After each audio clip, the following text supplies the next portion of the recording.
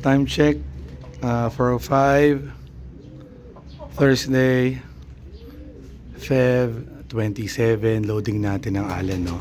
So finally nato yung loading natin kasi nag-cancel tayo ng 1 week. So nagkaroon ng counting discussion, yung kasi parang magiging 2 laps na lang. And then nag-push yung isa, naging 3 laps ulit. So Allen, I'm not sure kung Catbalogan or Calbayog, and then Tacloban. Yan, so meron tayong 6. Actually 8 pa yung ibon ko, no? Pero ayun yung isa, may tama eh.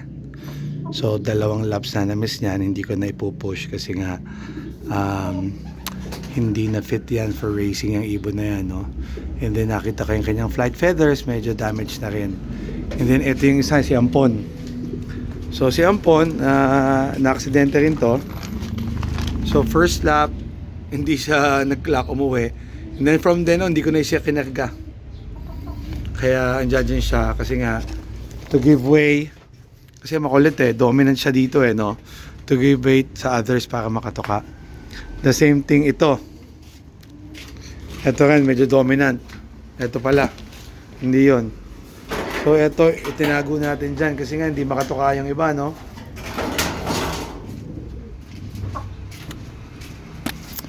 And then ito naman yung ating nasugatan na ibon, no?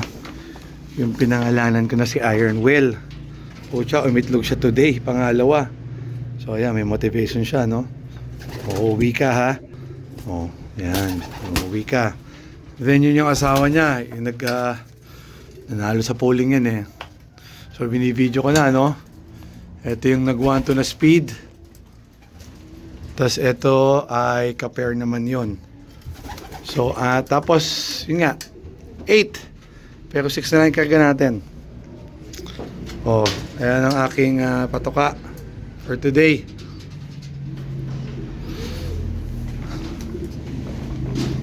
So good luck everybody, you may loading today, no? Sana maganda result natin. So ang ibon natin mag-stay sa track ng except tonight, no? Whole day Friday, whole day Saturday, and then Sunday ang release. Yan, no? Iron Will, uwi ka. So itong ibon na to laging 1,000, tapos nag 700 siya, pero may sugit siya sa pakpak. So yung 1 week or almost 2 weeks sa pahinga, I think recovered na yan. Yan. Oh, that's it. Yun lang. Good luck lang sa inyo.